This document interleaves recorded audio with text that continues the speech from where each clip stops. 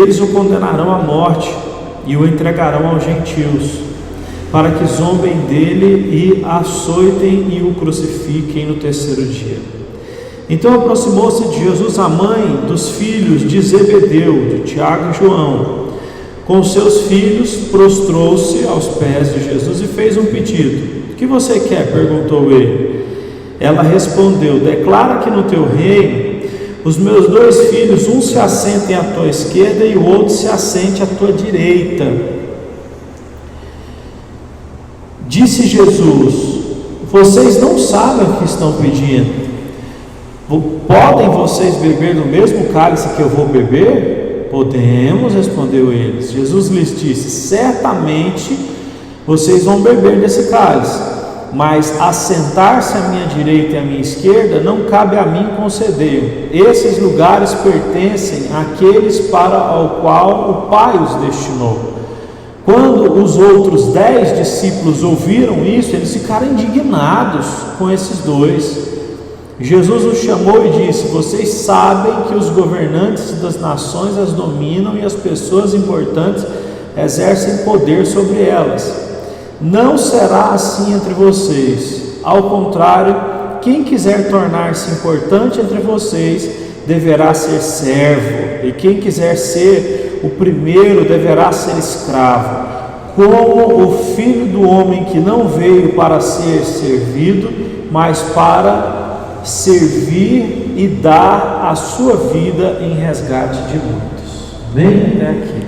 Vamos fazer uma oração então? Pega um copo d'água, por favor. Vamos orar. Senhor, nós estamos aqui e acreditamos demais que este é um momento de oração, jejum e entrega dos nossos corações. Em outros momentos da história, ó Deus, quando o teu povo, as pessoas que servem ao teu nome, passaram por adversidades, elas clamaram, elas jejuaram, elas se renderam aos teus pés, e o Senhor veio trazendo livramento. Nós podemos nos lembrar da história de Daniel na cova dos leões, de Sadraque, Mesaque e Abednego na fornalha ardente. Podemos nos lembrar de Elias ameaçado de morte por uma rainha poderosa.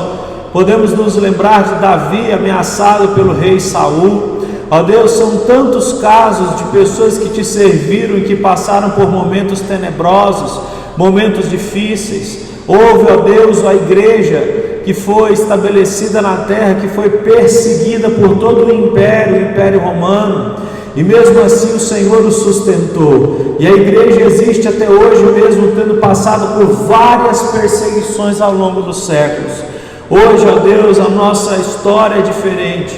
Nós estamos diante, Senhor Deus, de um inimigo invisível que causa medo nas pessoas, e estamos, ó Deus, também diante de inimigos que nós podemos ver e que talvez possam nos causar mais medo ainda, que são, ó Deus, os problemas financeiros.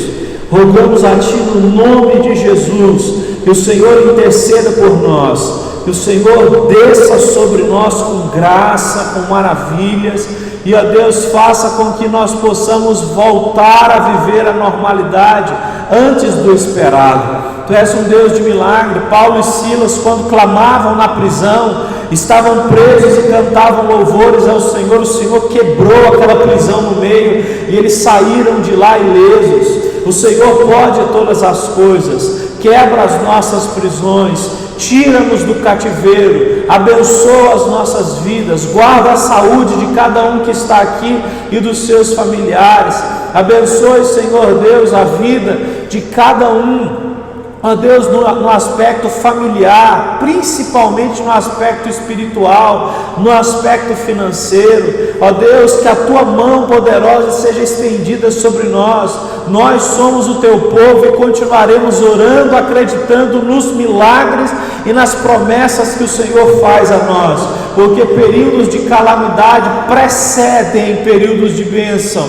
Nós estamos, Senhor Deus, à beira de sinais da parte do Senhor, porque assim, ó Deus, como veio as pragas sobre o Egito, e logo depois disso.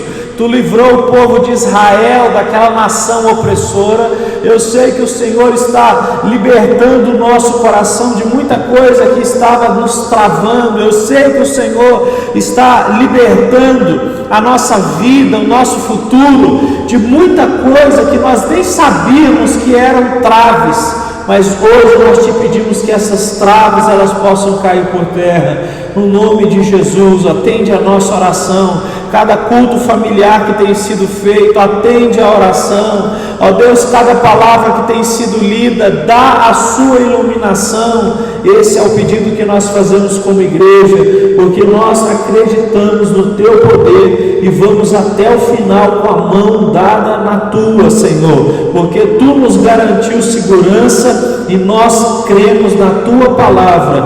Tu não é homem para mentir e nem filho do homem para se arrepender do que falou. Por isso nós estamos contigo e sei que o Senhor está conosco. Portanto, Senhor, faça com que este período tenebroso se torne um período magnífico e abençoado, assim como o Senhor fez nos dias de José, nos dias de Davi. Passaram por grandes provações e depois vieram as bênçãos. Que o Senhor permita que nós vivamos, ó Deus, a preparação para depois vivermos, ó Deus, a graça da bênção do Senhor. A sua graça desce do céu. Continua falando conosco, nos ajude a orar de verdade, a orar de todo o coração. É isso que nós devemos fazer neste tempo. Muito obrigado. Oramos em nome de Jesus. Amém e amém. Amém, pessoal. Então aqui nós estamos num texto, onde o nosso Senhor Jesus Cristo, Ele está subindo para Jerusalém. Já são os dias finais, da vida do nosso Senhor Jesus Cristo.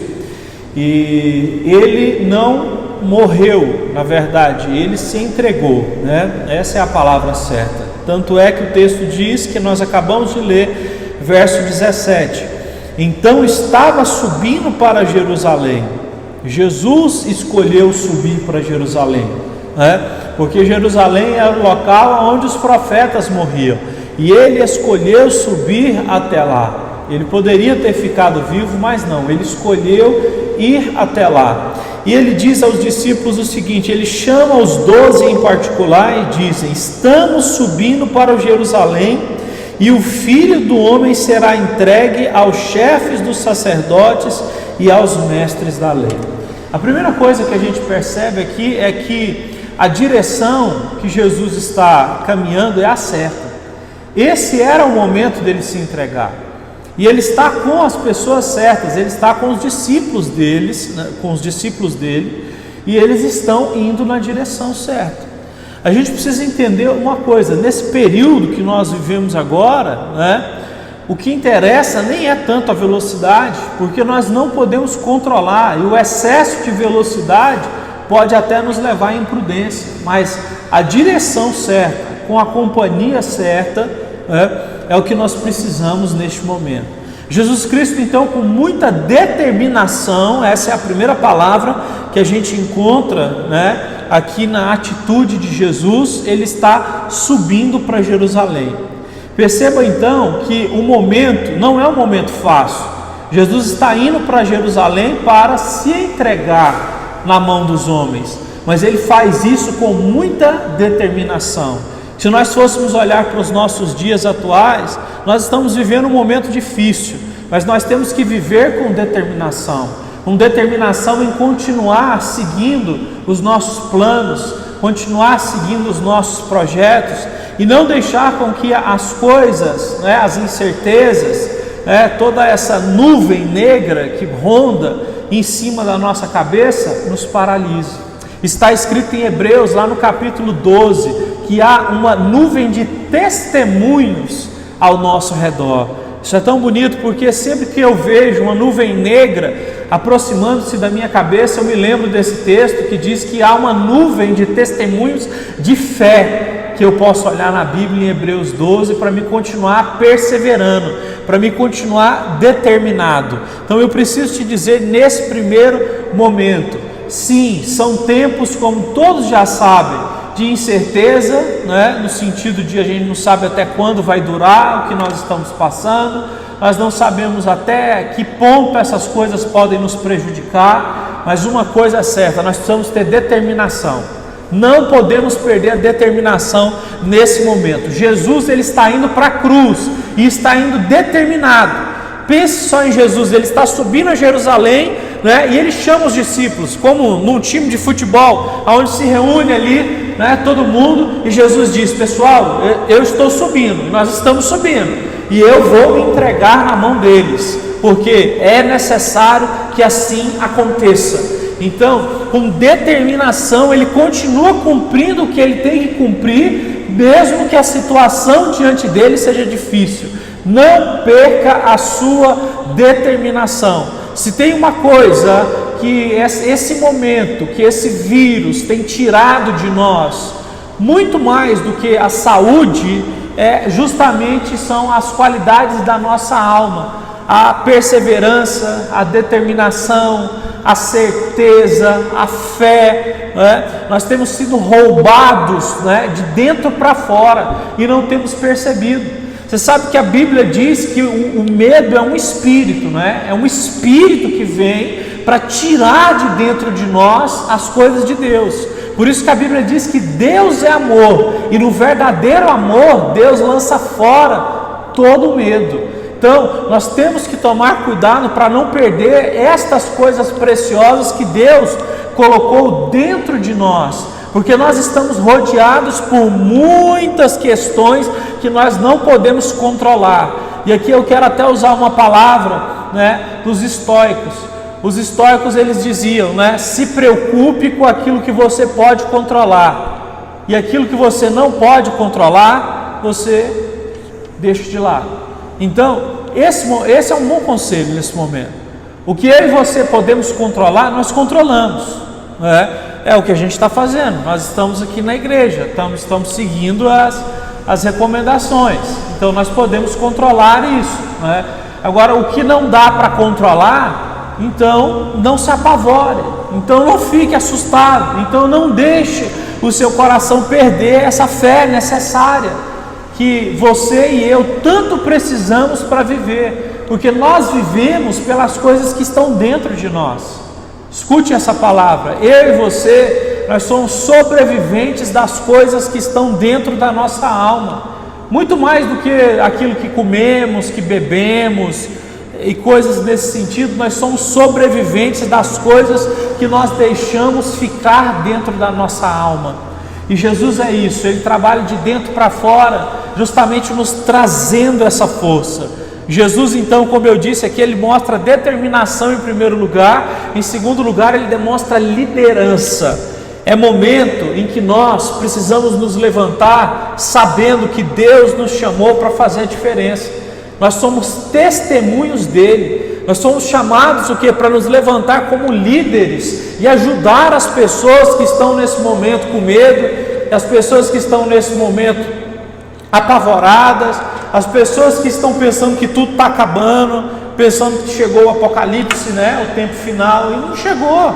Então, Jesus se levanta como um líder, e é Jesus que vai ser crucificado, mas Ele se levanta como um líder, reúne a equipe e diz: pessoal, nós vamos subir sim, nós vamos até lá. Esse é o propósito de Deus. Deus vai ser glorificado nisso. Então, seja um líder nesse momento, no sentido de o quê? De propagar o que é bom. Primeira coisa, propague notícias boas, né?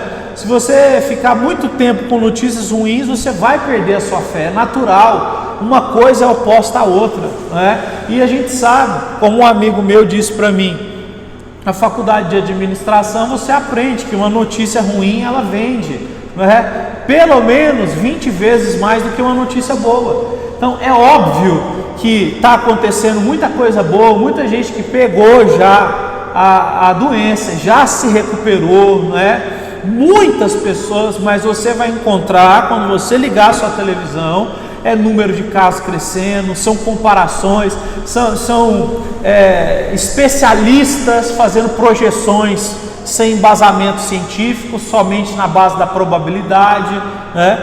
Então, seja um agente da luz no sentido de ser um líder, de o quê? De inspirar fé nessas pessoas, mas não inspirar uma fé por meio de uma liderança burra, tá? Então vocês me desculpem porque eu não sou de falar de política, mas nós fomos chamados para inspirar uma liderança inteligente, uma liderança em que a gente não desagrega, mas que a gente agrega.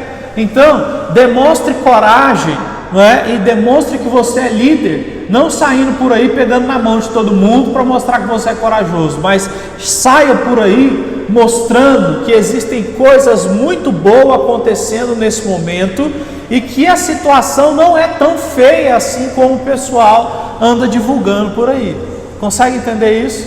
Esse é o Jesus líder que nós estamos vendo aqui no texto. O texto também mostra que Jesus, ele estava ciente dos sofrimentos que ele iria sofrer. O texto diz: eu vou ser entregue na mão dos sacerdotes, vou ser entregue na mão dos mestres da lei, e eles vão me condenar à morte, eles vão zombar de mim, eles vão me açoitar, eles vão me crucificar. Olha, nós precisamos entender que seguir ao Senhor não é Deus nos livrar de todos os problemas. Então, o que eu estou falando aqui nessa noite é para que nós possamos ter a certeza de que o nosso Senhor, Ele lutou por nós. Ele, em todo o tempo, né, Ele sabia o que iria acontecer com Ele e Ele lutou por nós.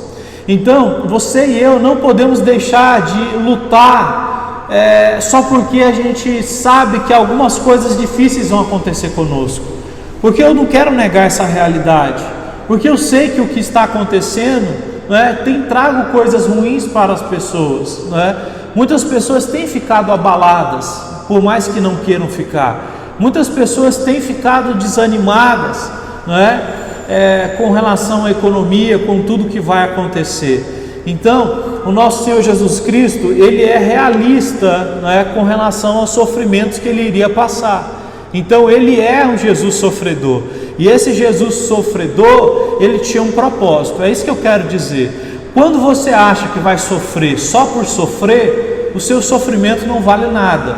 Mas quando você sabe que você tem um propósito no seu sofrimento, então o seu sofrimento, ele se torna uma grande arma, uma missão, Quem disse isso em outras palavras foi Viktor Frankl, aonde então ele nos mostra que se você vai passar por um momento difícil, mas você tem um propósito naquele momento difícil, aquele momento difícil não se torna só dor, se torna missão.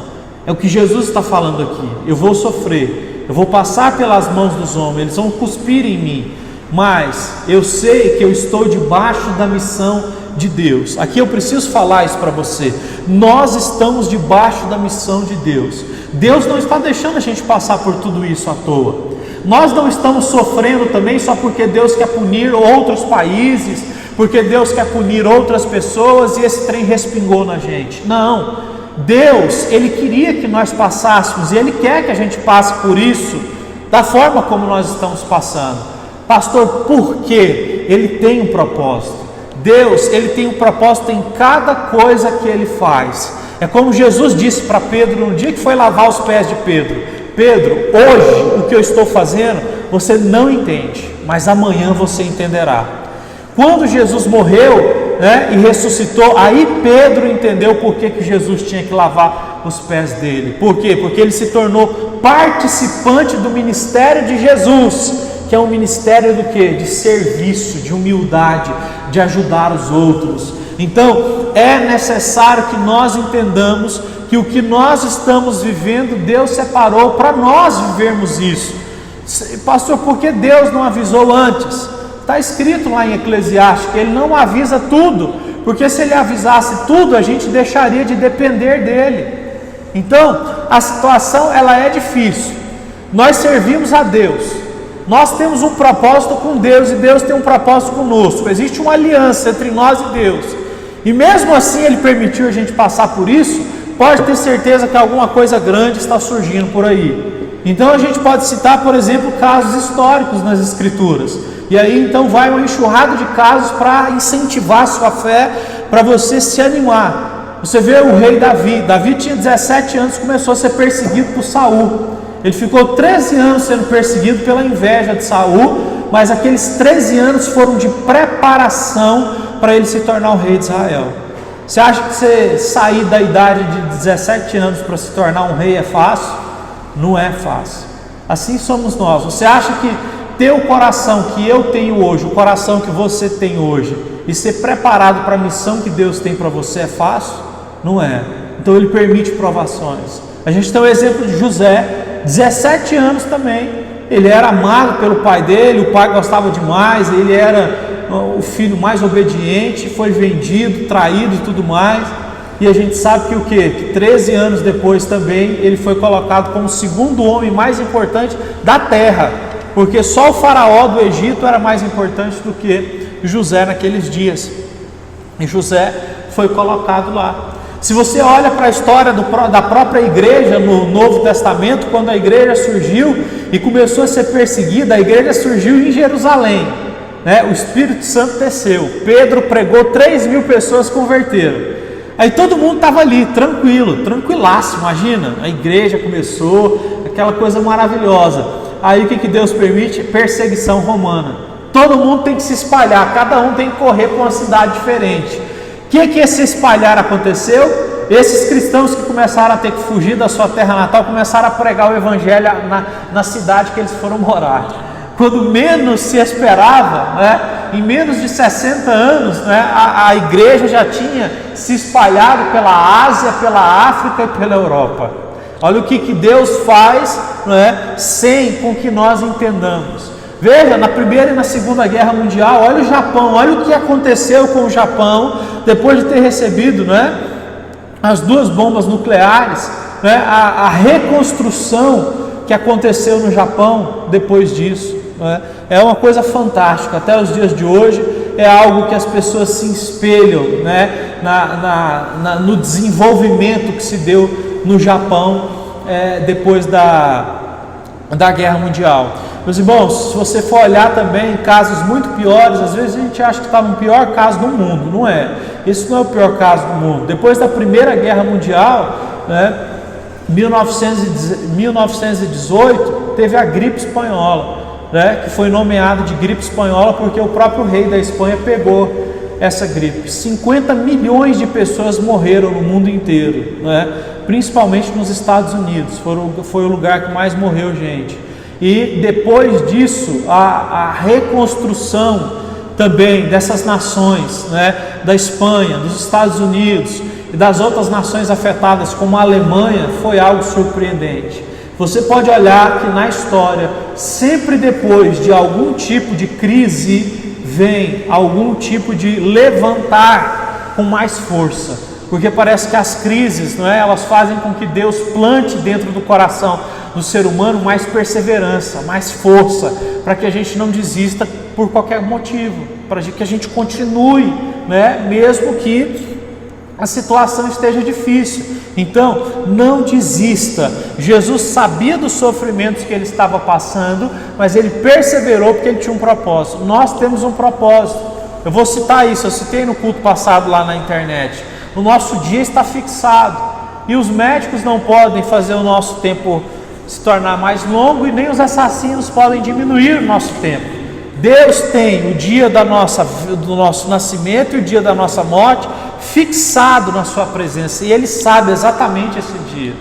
Então, isso não é para que a gente se descuide, mas isso é para que a gente tenha certeza de que Ele está perto de nós, de que Ele está muito próximo, de que Ele é um Deus maravilhoso que continua perto da gente. Então, entenda uma coisa, né? Você pode perguntar, pastor, mas qual o propósito aí dessa morte de Jesus? Jesus mostra aqui no versículo de número 19 e 20, não é, que Ele está participando, que Ele vai participar da morte expiatória, não é? Jesus deixa claro não apenas o fato de sua morte, mas também o propósito da sua morte. Jesus não morreu como um mártir, Jesus não é um mártir, Jesus é o Filho de Deus, o Redentor, que veio morrer no nosso lugar. Essa é a diferença, não é? A sua vida não foi tirada, Ele deu a sua vida voluntariamente, né? Jesus deu a sua vida em resgate de muitos. Por isso a palavra grega resgatar, ela traz a ideia de tirar um escravo, né, do seu local de prisão. Então tira e paga o preço, então, para que esse escravo se torne livre. Então o que acontece conosco quando nós passamos por momentos de disciplinas de Deus? Deus está disciplinando o mundo inteiro. Aí Ele está o quê? Ele está simplesmente trazendo esse resgate da nossa alma. Queira Deus que esse momento traga para nós, né, muitas formas de pensar que nos tornem mais sábios, que nos tire da futilidade, que nos tire da vaidade. A palavra vaidade significa algo vazio. Que Deus nos tire então de coisas vazias, né? Isso é uma coisa então séria da gente entender. Em quinto lugar, a gente olha que a vitória de Jesus, ela é sobre a morte. É incrível então, porque Cristo está subindo para Jerusalém e Ele sabe que Ele está indo o quê? Morrer. Mas Ele sabe que a morte dele não é uma morte comum. Ele vai vencer a morte. Jesus venceu a morte, o pecado e o inferno. É o que nós estamos passando agora, trazendo para o nosso lado. Nós vamos vencer esse momento que nós estamos passando. Nós vamos vencer. E precisamos ter então essa fé, não é, de que esse momento, não é, que muitas palavras ruins estão à nossa volta, na verdade não significa o nosso pesadelo nem o nosso caos, mas pelo contrário, significa que nós estamos enfrentando as coisas mais difíceis para vencer. Então, pode perceber que diante dessa pandemia, Deus colocou diante de você coisas difíceis de enfrentar, coisas que talvez você tivesse medo e que agora já não está tendo mais, e você então tem vencido, não é, esses obstáculos que Deus tem colocado. Jesus, ele prenunciou não apenas a sua morte, mas ele disse que iria ressuscitar. O que eu estou dizendo é que tudo que nós estamos passando, na verdade, não é, tem uma representação dessa morte e ressurreição de Jesus. Nós estamos nesse momento agora sendo, não é, esmagados pela provação, para depois nós revivermos em Jesus Cristo, no sentido de vivermos as bênçãos de Deus. Então Deus tem preparado um momento diferente. Agora, por fim, para a gente encerrar, do que nós temos que fugir? Nós temos que fugir do comportamento da mãe de Tiago e João. Porque enquanto Jesus estava então preparado, determinado, líder, né, sabendo o que iria fazer, chegou a mãe de Tiago e João e disseram: mestre, meu filho, né, Tiago, e meu filho João, pode um sentar na tua esquerda e o outro sentar na tua direita quando o Senhor for para o reino, para o paraíso? Aí Jesus disse: ô minha senhora, você acha que eles estão prontos para beber o cálice que eu vou beber? Que no caso é morrer na cruz, né? Pagar um preço alto. Aí os dois responderam na hora: opa, estamos sim. Jesus disse: beleza, vocês vão beber o cálice, mas sentar do meu lado é só o meu pai que escolhe quem vai sentar. Então o próprio Jesus disse: vocês vão morrer de uma forma, né, trágica. E de fato, pelo menos Tiago a gente sabe que morreu. João morreu de velhice, mas passou por muita coisa. A história conta que João, por exemplo, ele foi jogado dentro de um caldeirão de água fervente, né? E ele conseguiu sair vivo dali. João também foi jogado de cima do pináculo do templo, né? De cima do pináculo do templo tinha um local que era um cemitério a céu aberto de ossos, né? João foi jogado de cima para baixo. Isso conta o historiador Flávio Josefo. E aí ele caiu lá, se quebrou todinho.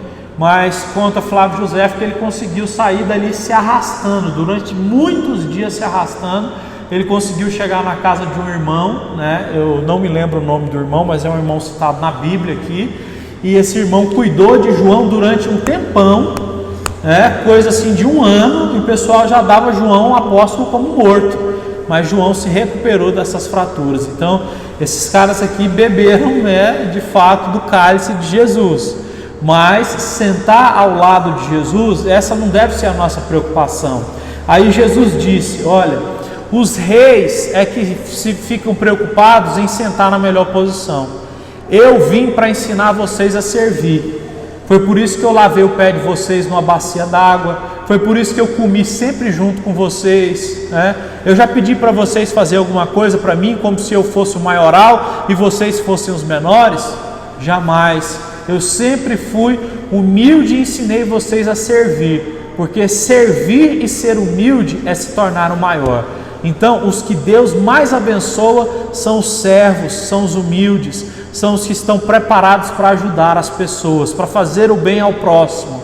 Esses são os que Deus abençoa. Então, só tome cuidado para não cair nesse pecado aqui, que é o pecado que a mãe de João e Tiago e João também caíram.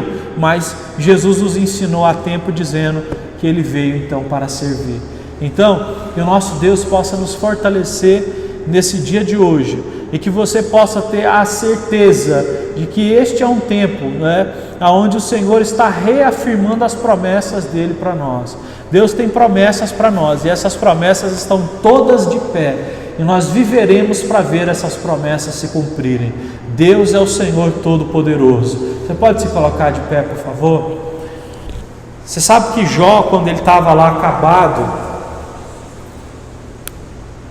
perdeu 10 filhos, perdeu patrimônio, perdeu tudo. Deus só deixou a mulher, né? Talvez para aumentar o sofrimento dele, né? Falando na cabeça. Perdeu tudo. E aí o que acontece? Jó tenta discutir com os amigos, por que Deus permitiu isso? Eles não chegam a conclusão nenhuma. Só que no capítulo 38 a Bíblia diz, no meio da tempestade, e a Bíblia diz que Jó estava doente fisicamente também, tinha lepra, né? Uma espécie de lepra, que fazia com que a carne dele apodrecesse, ele raspava a própria carne. Capítulo 38 diz a palavra de Deus que no meio de uma tempestade, né, o Senhor falou com ele e disse: Jó, eu estou aqui para te dizer, aonde é que você estava, meu querido, quando eu, o Senhor, estava formando os céus e a terra? Você por acaso me aconselhou aonde eu deveria colocar o mar, aonde eu deveria colocar a terra? Aonde você estava quando eu criei os animais marítimos? Deus perguntando para Jó.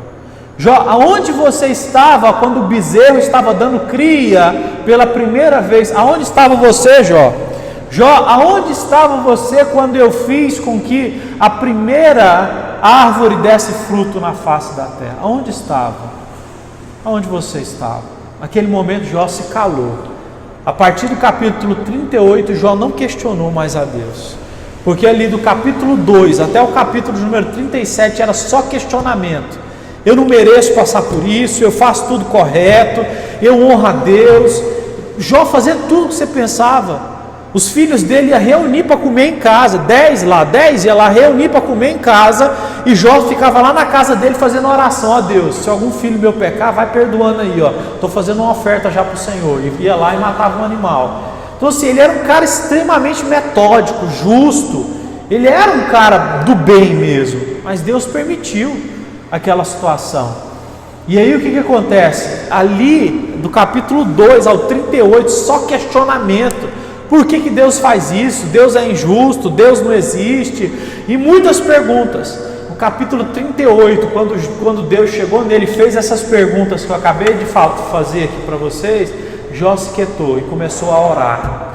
E quando Jó começa a orar, diz a palavra de Deus, e Deus restaura a sorte de Jó. Esse é o momento que nós precisamos orar pelas nossas vidas, pela nossa família, por Goiânia, por Goiás, pelo Brasil, pelo mundo, porque eu tenho certeza que Deus está ouvindo e Deus não é injusto, e o que Ele vai fazer é bom. Como é que termina o caso de Jó? Jó 42, Senhor, eu te ouvia só de ouvir falar, mas agora os meus olhos te veem, e agora sim eu posso dizer que te conheço de verdade. E diz o texto, e Deus deu 7 vezes mais tudo o que Jó tinha antes de passar pelo sofrimento. Então, entenda, Deus é justo, menos questionamento e mais oração. Deus vai fazer coisas boas por nós, porque Ele é fiel.